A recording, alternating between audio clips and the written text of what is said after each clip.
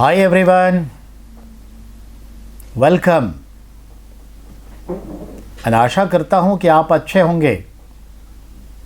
ठीक है, चलिए शुरुआत करते हैं आज फ्राइडे की क्लास का। आज की क्लास सुनील सर के साथ और हमारा टॉपिक है as a second part forest. तो फॉरेस्ट पे बातचीत चल रही थी, उसी को आज इतिश्री करेंगे।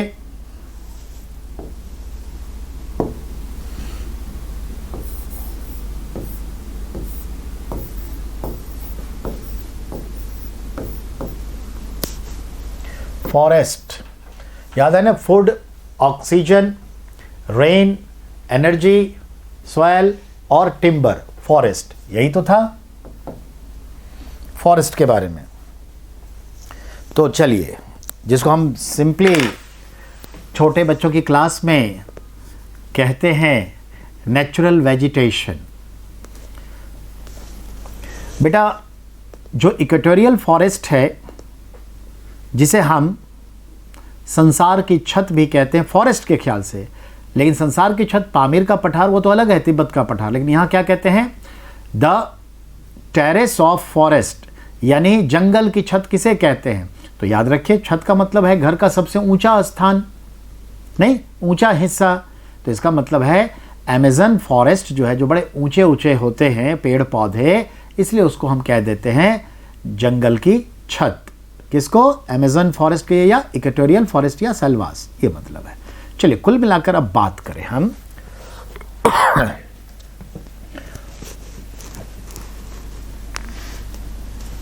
इक्वेटर से लेकर नॉर्थ पोल की तरफ या फिर साउथ पोल की तरफ जाते हैं, जिस तरह से तापमान में अंतर आता है, टेम्परेचर में, तो टेम्परेचर में अंतर आएगा तो निश्चित रूप से वायु दाब में भी अंतर आता है, एयर प्रेशर। तो इक्वेटर से दोनों पोल की ओर जाने पर तापमान में और वायु दाब में अंतर आता है, जिसकी वजह से जलवायु में परिवर्तन भी आता है, क्लाइमेट चेंज होता है। दूसरी बात, समंदर से तट की ओर बढ़ते हैं तो समंदर के तटीय प्रदेश से जैसे जैसे हम भीतरी भागों पर जाते हैं ज़मीन में, पृथ्वी पर, तब भी ये डिफरेंसेस आते हैं, क्लाइमेट चेंज होता है। अगर हम सी लेवल से अपवार्ड्स डायरेक्शन में, वर्टिकल पोजीशन में बात करें, तो समंदर से एक इक्वेटोरियल पॉइंट उठाते हैं और दक्षिण पूर्व एशिया के संदर्भ में हम बंगाल की खाड़ी के अंडमान सी से पॉइंट उठाते हैं और वहाँ से हम हाइट को लेते हैं। तो अगर हम देखें तो सी लेवल से जैसे हम ऊपर की ओर बढ़ते हैं, तब भी वेजिटेशन में, नेचुरल वेजिटेशन में, यानी जो जंगल है, वन है, उनके प्रकार में भिन्नताएं आती चली जाती है, क्योंकि क्लाइमेट चेंज हो रहा है, टेम्परेचर बदल रहा है। ये सी लेवल से ऊपर जाने पर तापमान में भी कमी आती है, ठीक है ना। जैसे इक्वेटर से दोनों पोल की ओर जाइए तो तापमान में कमी आती जाएगी, एयर प्रेशर बढ़ता जाएगा, क्योंकि तापमान अगर कम होगा तो एयर प्रेशर बढ़ेगा, वायु दाब बढ़ेगी। ठीक ऐसे ही सी लेवल से ऊपर की ओर जाने पर क्या होता है? तापमान में कमी आती है तो वायु दाब बढ़ता है। देखिए ना, हम दिल्ली में हैं और दिल्ली बंगाल से थोड़ा ऊंचे जगह पे है, तो बंगाल में और दिल्ली में तापमान का फर्क होगा। अब देखा जाए एयर प्रेशर का भी फर्क होगा। अब दिल्ली से हम देहरादून की ओर जाएं, मसूरी की ओर जाएं और फिर आगे बढ़ते बढ़ते हम एवरेस्ट की तरफ बढ़ जाएं, तो तापमान में क्या होगा? कमी होगी, हाइट हम ले रहे हैं। तो ये चीज़ है। तो ये तो समझ गए। इसका असर वन पे, वन के प्रकार पे पड़ता है, ठीक है।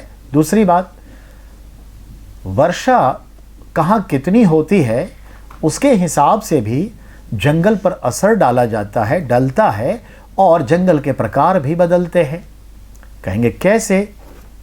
तो जहाँ ज़्यादा वर्षा होती है वहाँ पे पेड़ पौधे बड़े लंबे लंबे होंगे, ईजिली जल्दी ग्रोथ करेंगे, ग्रोथ रेट उसका बहुत ज़्यादा होता है, लंबाई बहुत बढ़ती है, क्रीपर्स बहुत जंगल में होता है। जो लैंड होती है थोड़ी सी मार्सी होती है, नहीं, और पेड़ बहुत होते हैं, जंगल बहुत घना होगा, पेड़ घना नहीं होगा, ऊपर कैनोपी आ जाती है जो कसकूटा जैसे, अमरबेल जैसी चीज़ों का। इसके अलावे और भी बहुत कुछ होता है, वो क्या? तो इसके अलावे का संदर्भ देखें तो ये भी देखना है कि जिस तरह से आपने देखा कि मौसम बदला, क्लाइमेट बदली, मिट्टी बदली, यही चीज़ें, तो टेम्परेचर, फिर प्रेशर, क्लाइमेट, तो ये है। उसी तरीके से देखिए, जहाँ वर्षा कम होती है वहाँ एरिड जोन कहते हैं, यानी शुष्क क्षेत्र। एक्चुअली जहाँ पर वर्षा 75 सेंटीमीटर से लेस देन हो एनुअल रेनफॉल, तो उसे एरिड जोन कहते हैं, शुष्क क्षेत्र। जैसे अरावली के जो वेस्ट साइड है वो शुष्क क्षेत्र है, अलवर हो, जयपुर हो, जोधपुर, जैसलमेर। जोधपुर जैसलमेर तो ऐसा जगह है जोधपुर, वहाँ तो 20 सेंटीमीटर स्कैंटी रेनफॉल होता है एनुअली, बहुत कम। इन सब जगहों पे आप देखेंगे क्या, तो कांटेदार वन होते हैं, थॉर्नी फॉरेस्ट होता है, ठीक है ना, थॉर्नी फॉरेस्ट होता है। तो ये भी चीज़ें हैं। अब उसी तरीके से अगर हम टेम्परेचर के हिसाब से देखें तो जहाँ पर टेम्परेचर ज़्यादा होता है वहाँ के फॉरेस्ट डिफरेंट होते हैं, और टेम्परेचर बढ़ने से बारिश बादल का है। लेकिन जहाँ टेम्परेचर कम होता है, क्लाउड फॉर्मेशन ना के बराबर होता है, बर्फीली हवाएं बहती हैं, तूफान बहता है या फिर बर्फ़ गिरते हैं। जैसे हम अगर उत्तर भारत से हिमालय की ओर जाते हैं तो क्या संदर्भ दिखता है, हम आप सब समझते हैं। हिमालय की ओर बढ़ेंगे तो बात कहाँ आती है, जैसे जैसे ऊपर जाएंगे, हाइट लेंगे, क्या होता है, वार्म क्लाइमेट कम होकर कोल्ड क्लाइमेट बढ़ता है क्योंकि टेम्परेचर घट रहा है।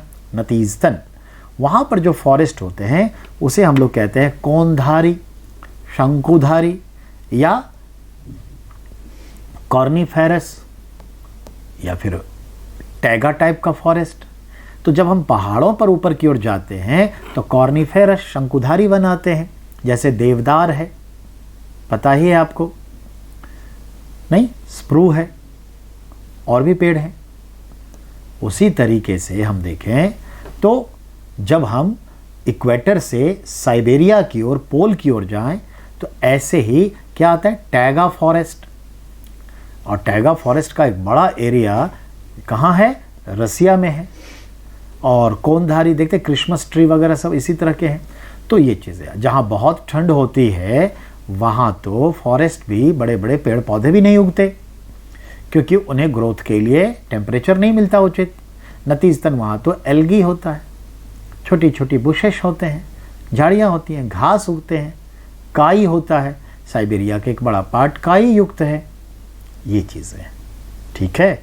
अब नॉर्थ पोल के आसपास तो आपको जंगल ही नहीं मिलते, ये चीज़ें। तो कुल मिलाकर के मैं आपको ये भी समझाना चाहूँगा कि जिस तरह से हम नॉर्थ पोल की ओर जाते हैं, पेड़ के हम देखें तो हाइट भी छोटी होती चली जाएगी, पहाड़ों पर पेड़ की हाइट कम होती चली जाती है। एक समय तक तो ज़्यादा होगा लेकिन धीरे धीरे कम हो जाएगा। दूसरी बात आप देखें, नॉर्थ पोल की ओर बढ़ते हैं तो ज़मीन ही ज़मीन है, लेकिन साउथ पोल की ओर जाते हैं तो एक सीमा के बाद तो समंदर है, एंटार्क्टिका ओशियन है, तो वहाँ ज़मीन ही नहीं है तो फॉरेस्ट की बात ही नहीं होगी। चलिए पहले वर्ल्ड लेवल पर हम फॉरेस्ट के संदर्भ में बात करें। एक क्वेश्चन आया था, ठीक है, कि लापाज में किस तरह के जंगल पाए जाते हैं। आप भी जानते हैं बोलिविया एक कंट्री है साउथ अमेरिका की, और लापाज उसका कैपिटल सिटी है। आप भी जानते हो वो एक झील के किनारे है, टीटीकाका लेक है वहाँ पर, और उस लेक के किनारे लापाज है। लेकिन लापाज है एंडीज़ पर्वतमाला में, यानी एक अच्छे हाइट पर है। इस वजह से वहाँ के जंगल जो हैं कॉर्निफेरस है, शंकुधारी है। ऐसा सवाल यूपीएससी भी पूछा है, और ये बातें है लिखी हुई 10th क्लास के फॉरेस्ट के एनसीईआरटी में, पर हम उस पर ध्यान नहीं देते, ठीक है ना। ये चीज़ें, आए थे हरि भजन को ओटन लगे कपास, जिसका संदर्भ ये हुआ कि हम आए थे यूपीएससी तैयारी करने के लिए। हम सोचे हैं यूपीएससी की तैयारी करें, बीपीएससी की करें, जेपीएससी की, पीसीएस की, लेकिन हम कहाँ चले जाते हैं, लुसेंट जैसी चीज़ों को गाइड में फंस जाते हैं। अगर आपके लक्ष्य बड़े हैं तो छोटी मोटी किताबें, चलताऊ किताबों से बात नहीं बनेगी, बहुत ही ऑथेंटिक स्ट्रांग बुक लेनी होगी। ये गाइड वाइड तो बाद में आप रिवीजन करने के लिए ले सकते हैं, एडिट करने के लिए ले सकते हैं, ठीक है ना। तो ये जो अरिहंत है, लुसेंट है और जो आपका किरण है, ये सब एक चलताऊ किस्म की किताबें हैं, छोटे मोटे एग्ज़ाम के लिए सही है, पर यूपीएससी, बीपीएससी इन सब के लिए, एनडीए के लिए नहीं बेटा, उसमें कॉन्सेप्ट डील नहीं होता। उसमें अच्छी किताबें पढ़िए, एनसीईआरटी तो है ही, प्लस ऑथेंटिक बुक सब पढ़नी होती है। तो याद रखने की चीज़ है। अगले पॉइंट पर आप आइए तो मैं आपको ये बताऊं कि जंगल के प्रकार के संदर्भ में वन बाय वन समझिए। पहले हम विश्व के संदर्भ में देखें तो ब्राज़ील के बारे में, सेल्वास के बारे में बात हो चुकी। अमेरिका से कोई जंगल के ऊपर कोई सवाल नहीं। बोल्विया के लापाज का एक सवाल था, वो देख लिया। सवाल यूरोप का तो कुछ नहीं, पर टैगा फॉरेस्ट कहाँ पाया जाता है तो हम कह देते हैं साइबेरिया में। सबसे ज़्यादा फॉरेस्ट एरिया कहाँ है तो हम कह देते हैं रसिया में। सबसे ऊंचे जंगल कहाँ है तो हम कह देते हैं इक्वेटोरियल फॉरेस्ट, विषुवत रेखा के साथ, ठीक है ना। ये तो कॉमन बातें हैं। लेकिन चलिए अब भारत के परिप्रेक्ष्य में भी हम बात करें। इन दैट रिस्पेक्ट भारत पे आइए और इस संदर्भ में आप बात करें तो देखिए, भारत में मुख्य रूप से कितने प्रकार के वन पाए जाते हैं तो उंगली पर गिना जा सकता है। एक तो आपका हो गया जिसको आप कहते हैं इक्वेटोरियल फॉरेस्ट, इसी को आप कहते हैं विषुवतीय वन, इसी को कहते हैं भारी वर्षा वन, इसी को कहते हैं एवरग्रीन फॉरेस्ट, सदाबहार वन, नाम कई हैं। तो ये है जो ट्रॉपिकल जोन में पाया जाएगा। दूसरा होता है आंध्र, ठीक है, पर्णपाती वन, जिसको हम लोग कहते हैं क्या, आंध्र मतलब क्या हुआ, आर्द्रता, मॉइस्चर, ठीक है, नमी वाली, यानी रेन डेसिडियस फॉरेस्ट। तीसरा हो जाता है क्या आपका डेसिडियस फॉरेस्ट। तो डेसिडियस फॉरेस्ट को ही हम लोग कहते हैं पतझर वन, शुष्क, ठीक है ना, तो यानी पतझर वन। तो देखा आपने, एक तो हो गया आपका हैवी रेन फॉरेस्ट, दूसरा हो गया क्या रेन डेसिडियस फॉरेस्ट, और एक हो गया डेसिडियस फॉरेस्ट। उसके बाद आता है थॉर्नी फॉरेस्ट, उसके बाद आता है आपका मिक्स्ड फॉरेस्ट, फिर आता है जिसको हम लोग कहते हैं कॉर्नीफेरस, और फिर आपका एक आ गया टैगा फॉरेस्ट, और एक होता है मैंग्रोव फॉरेस्ट यानी ज्वारीय वन, टाइडल फॉरेस्ट। अब इसको समझिए, पूरी दुनिया में सबसे ज़्यादा वन डेसिडियस फॉरेस्ट की तरह है, यानी कि आर्द्र शुष्क पर्णपाती वन है। दूसरे नंबर पे जो वन आता है वो है आपका ये हैवी रेन फॉरेस्ट।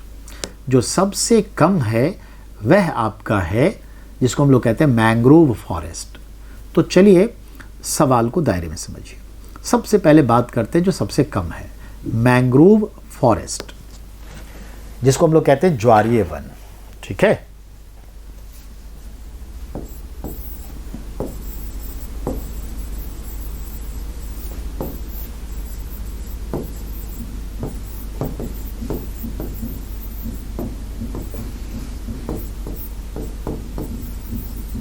इसी को टाइडल फॉरेस्ट भी कहते हैं, और इसी को हम लोग कह देते हैं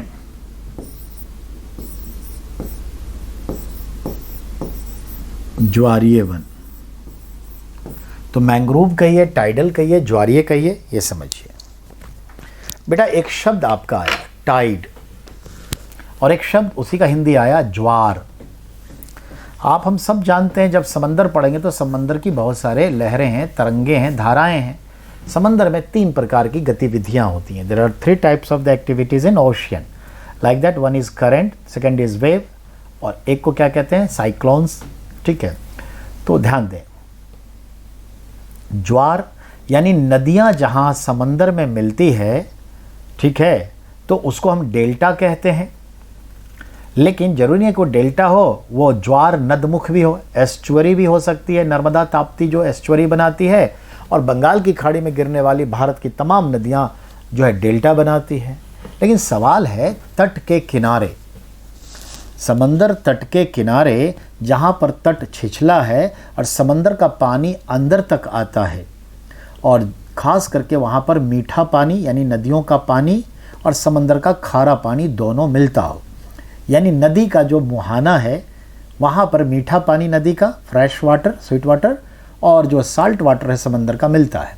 और अक्सर जो नदियाँ सिल्ट लेके आती है, गाद, वो वहाँ पर जो है बेडेड करती है, बिछाती रहती है, जिससे क्या होता है, एक मार्सी लैंड भी वहाँ डेवलप हो जाता है, पंख नुमा ज़मीन।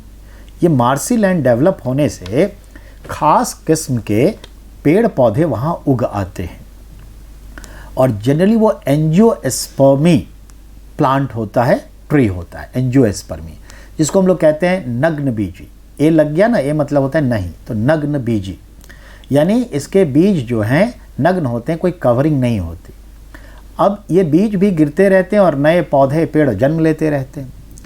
जनरली इस तरह से टाइडल रीजन में ये पौधे आते हैं, इसलिए इसको हम टाइडल फॉरेस्ट कहते हैं।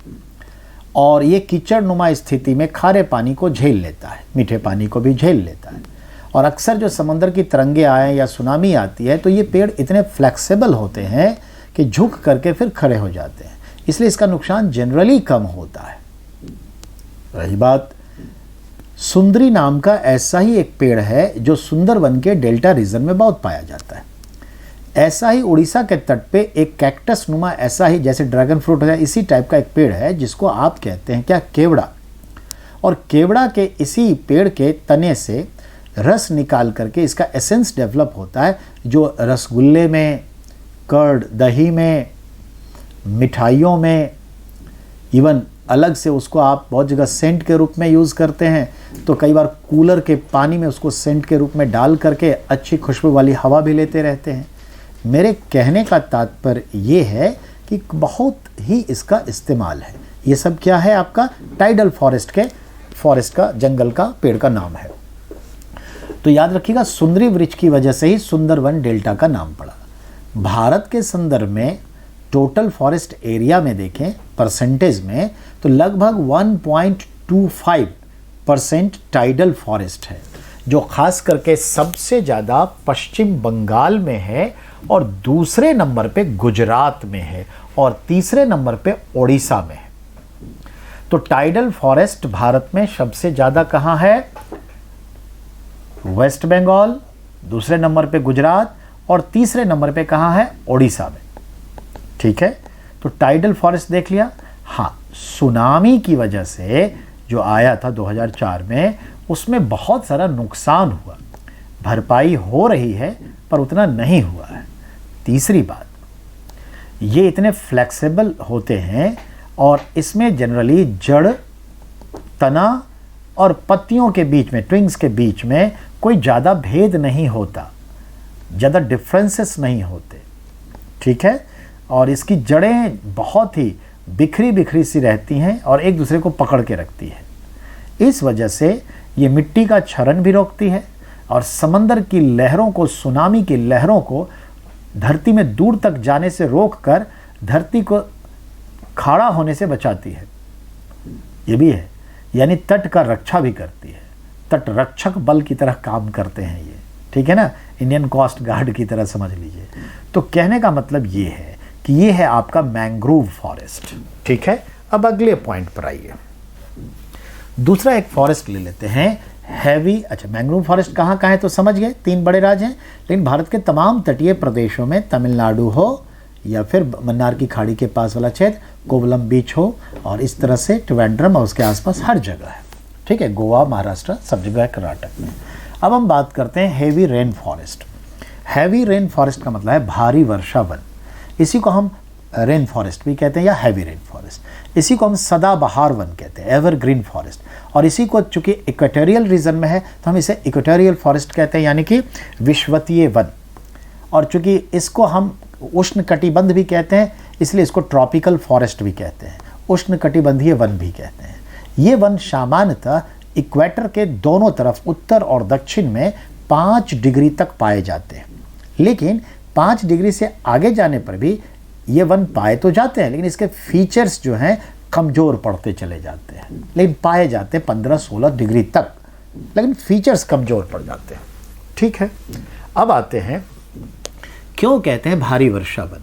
तो देखिए, 5 से 5 डिग्री नॉर्थ साउथ के इक्वेटर के दोनों तरफ जो लैटिट्यूड है, उसमें प्रत्येक दिवस लगभग 2 बजते बजते या उसके बाद अच्छी खासी एक बार आधे घंटे की 1 घंटे की बारिश होती है, और इस बारिश से ज़मीनें दलदल होती हैं और दलदल से क्रीपर्स डेवलप होते हैं और पेड़ पौधे ईजिली उगाते हैं, जिस वजह से इस तरह के जंगल में हमें रेप्टाइल्स, रेंगने वाले जीव जंतु बहुत पाए जाते हैं।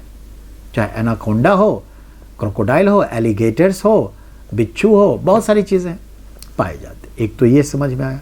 दूसरा, इस पेड़ पे, इस जंगल के पेड़ पे काई बहुत होगी, समझ रहे हैं, चढ़ना मुश्किल होगा, और चूंकि इतने घने हो जाएंगे, इतना इजीली अवेलेबल है मिट्टी पानी, तो ग्रोथ होगा। तो सूरज के प्रकाश को पाने के लिए, अपने फोटोसिंथेसिस प्रक्रिया को, प्रकाश संश्लेषण की प्रक्रिया को बनाए रखने के लिए ये इतने कंपटीशन करते हैं कि पेड़ बहुत लंबे हो जाते हैं, होर लग जाती है।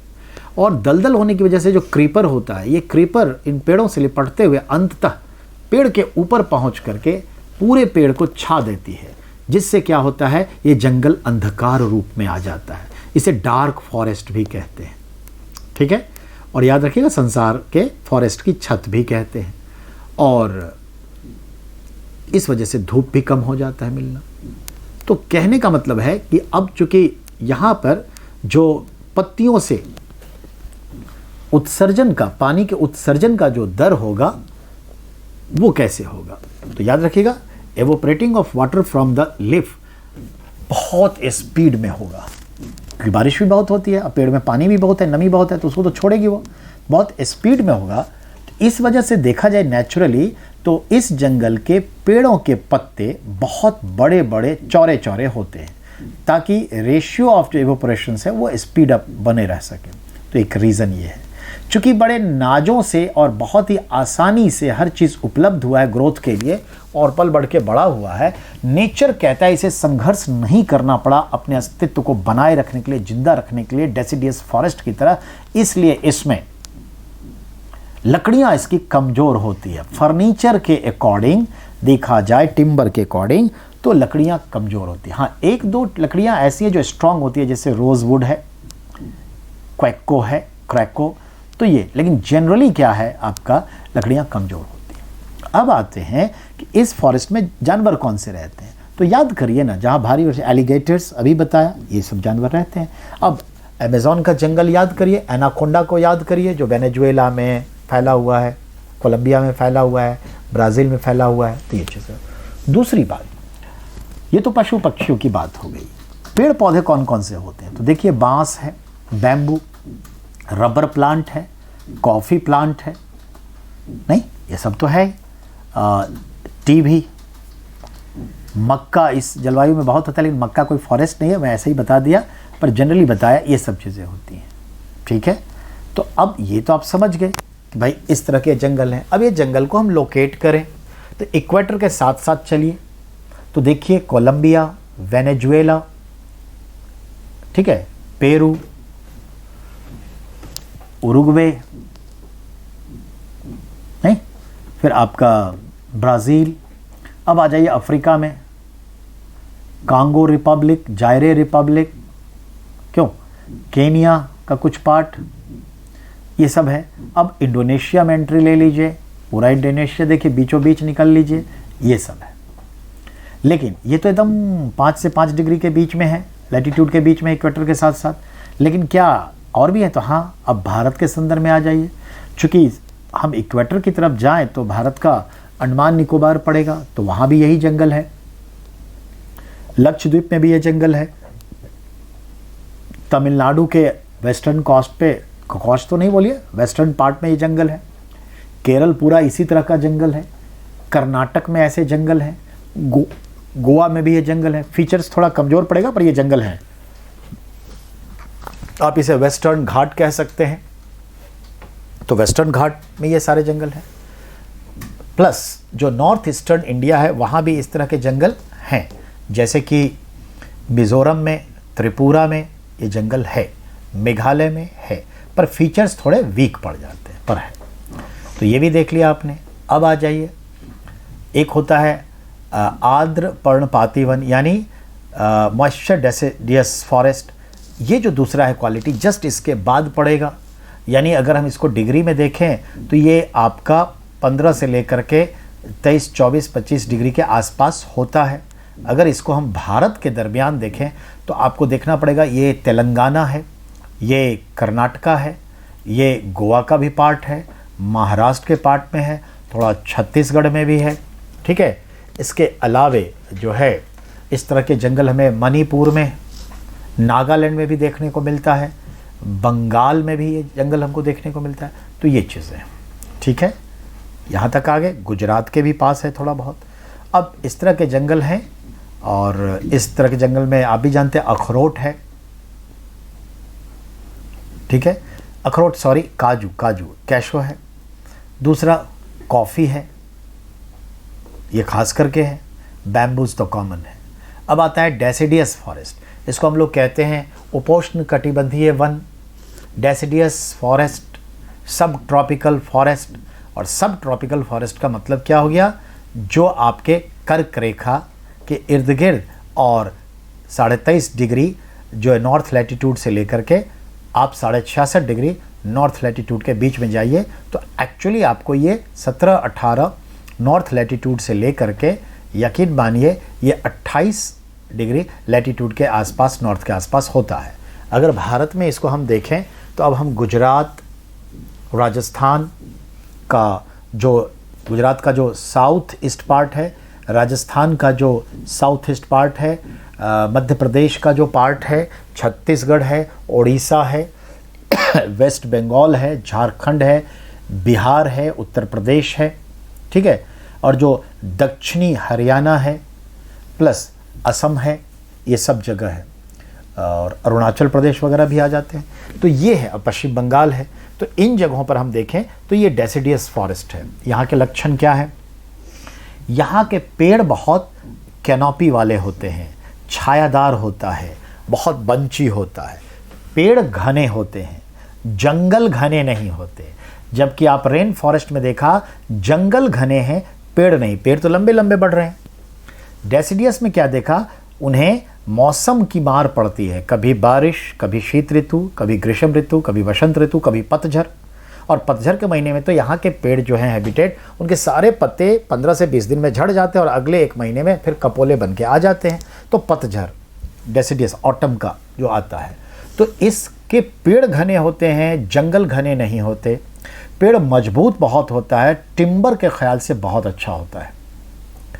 अब इस तरह के एरियाज़ को लोकेट करें तो ये एरिया लोकेट किया अभी हमने। इसमें देखें तो जानवर इसमें हर तरह के होते हैं, लॉयन भी होगा, टाइगर भी होगा, ठीक है, ग्रास वाले भी एनिमल्स होंगे, तो यहाँ पे ये इशू नहीं है। लेकिन पेड़ पौधे तो नीम है, आम है, कटहल यहाँ भी होते हैं, और ट्रॉपिकल में भी कटहल बहुत होता है। तो नीम है, आम है, पीपल है, पाकड़ है, बेर है, पलास है जिसको ढाक कहते हैं, टेसू कहते हैं, ठीक है, बैम्बू भी यहाँ है। तो ये सब पेड़ पौधे यहाँ पर हैं। तो ये भी समझ गए भारत में सबसे ज़्यादा डेसिडियस फॉरेस्ट ही है। अब अगले पॉइंट पर चले। अगला जो है डेसिडियस का संदर्भ तो आपने देखा। तो अब बात करते हैं हम आगे, जो हिमालय की ओर आप जब बढ़ते हैं तो हिमालय का जो फुट हिल्स है, फुट पॉइंट्स हैं, जैसे कि देहरादून है, ठीक है, चंडीगढ़ है, पिंजौर है, कसौली से नीचे वाला पार्ट है, दार्जिलिंग वाला पार्ट है, उत्तराखंड का उधम सिंह नगर वाला पार्ट जो है, ये सब जो हैं, जम्मू वाला जो पार्ट है, पंजाब का कुछ पार्ट है, इन सब जगहों पे मोरनी हिल्स वाला पार्ट है। इन सब जगहों पे देखें तो ये जो जंगल होते हैं उसको कहते हैं मिक्स्ड फॉरेस्ट। यहाँ पे हमें हर तरह के फॉरेस्ट के मिलते हैं। आम वाम भी है जो डेसिडियस का है, और उनके अपने कुछ लक्षण वाले भी हैं, बम्बू भी बहुत है, बैम्बूज, तो इसको मिक्स्ड फॉरेस्ट कहते हैं। अब उससे ऊपर जाते हैं तो जब हम 2000 से 2200 मीटर सी लेवल से ऊपर जाए तो हिमालय के रेंज में जाएंगे, तो अब हमें देवदार के पेड़, स्प्रू के पेड़, ये सब दिखाई देने लगेंगे, और ये सब कॉर्निफेरस में आता है, ठीक है, तो ये याद रखना है। चीर के पेड़ बहुत देखते हैं, आप भी जानते हैं, चीर की पत्तियां जो हैं नीचे ज़मीन पर गिर के सूख जाती हैं और उसमें ऑयल बहुत होता है, तो ये आपस में हवाओं के झोंके से जो पत्तियां रगड़ खाती है ना ज़मीन पे, जिससे आग लग जाती है। और उत्तराखंड में देख रहे हैं ना जंगल की आग कैसे लगी हुई है। तो भारत सरकार और उत्तराखंड सरकार ने चीड़ की पत्तियों को कलेक्शन सेंटर बनाया है और ये लोग इकट्ठा करते हैं और उसे 10 रुपये किलो बेच देते हैं। ये चीड़ की पत्तियां लेके पावर हाउस प्लांट में फ्यूल के रूप में जलाया जाता है और इस तरह से उत्पादन होता है बिजली का। प्लस इन चीड़ की पत्तियों को लेकर मशीन से प्रेशर टेक्नोलॉजी से चीड़ के तेल निकाले जाते हैं, जिसका बहुत सारे उद्योगों में काम होता है, 1000 रुपये लीटर मिलता है। और जो ऐसी जो चीड़ है उसके पेड़ से एक द्रव्य निकलता है जो तेल के रूप में आता है, जिसको हम लोग कहते हैं टर्पेंटाइन। जब हम फर्नीचर को कलर करते हैं तो उस कलर में उससे पहले प्राइमर मिलाते हैं, प्राइमर में भी टर्पेंटाइन डालते हैं या डायरेक्ट टर्पेंटाइन लगा करके वुड पे कलर करने से पहले वुड पर कलर करते हैं, तब जाके एक्चुअल कलर करते हैं। तो टर्पेंटाइन जिसको हम तारपीन का तेल कहते हैं, और गांव घर में किसी को घाव वगैरह हो जाए और कीड़े पड़ जाएं, चाहे मवेशी को या इंसान को, तो इसी टारपीन का तेल अगर हम 4 बूंद गिरा दें ना तो सारे कीड़े जो है बाहर आ जाते हैं। तो बहुत सारी उपयोगिताएं हैं और यही तो हमारे आदिवासी समाज के लोग थे, जो पुराने ज़माने के लोग थे, हमें ये ज्ञान दे कर गए। तो अब इसको साइंटिफिक अप्रोच से आगे बढ़े। देखिए बाबा रामदेव का पतंजलि योग संस्थान की पूरी कमाई क्या है? जंगलों पर है, वनस्पतियों पर है, पेड़ पौधों पर है, पुराने ज्ञान परंपरा से आगे बढ़ रहे हैं। तो यही चीज़ें। तो हम बात कर रहे हैं फॉरेस्ट के संदर्भ में। अब अगर हम 3500 मीटर सी लेवल से ऊपर हिमालय पे जाएं तो अब हमें जो है बंची टाइप से जो है पेड़ पौधे मिलेंगे और घास के मैदान भी मिलने लगते हैं, बुग्याल जिसे कहते हैं। और उससे ऊपर जाने पर पेड़ नहीं मिलते। तो ये शंकुधारी पेड़ के साथ उसके बाद छोटे पेड़, उसके बाद जो है घास के मैदान, उसके बाद सिर्फ एल्गी उल्गी मिलता है, काई वाई। यही चीज़ जब इक्वेटर से आप नॉर्थ पोल की ओर जाएंगे तो आप Siberia, Mongolia, north China, Uzbekistan, Kazakhstan, इन सब क्षेत्रों पे, उत्तर कोरिया सब पहुंचेंगे तो वहाँ पर आपको टैगा फॉरेस्ट मिलेगा। और लगे हाथ वहाँ पर मिलेगा आपको क्या? टैगा फॉरेस्ट में टैगा फॉरेस्ट से रिलेटेड जानवर, जो ज़्यादा फर वाले जानवर होते हैं, समूर वाले मतलब है ज़्यादा लंबे लंबे बाल होते हैं, क्योंकि उसको ठंडक से निजात पाने के लिए नेचर ने उसे इतने बाल दे दिया। और बाल तो क्या है आपको ही मालूम है, कैरेटीन है, यानी कैरेटीन एक प्रोटीन है। तो प्रोटीन शरीर में ज़्यादा होगा तो आपको ठंडक कम लगेगी, तो ये याद रखना है। तो ठंडक कम लगती है। जैसे मिंक है, उसका शिकार आजकल बहुत होता है फर वाले कोट, टोपी, बैग वैग सब बनाने के चक्कर में। और आप भी जानते हैं बर्फीला तेंदुआ भी होता है, लॉयन भी पाया जाता है, हर चीज़ है। तो फॉक्स भी है। तो इस तरह से जानवर वहाँ है टैगा फॉरेस्ट में। और टैगा फॉरेस्ट सबसे ज़्यादा रशिया में है।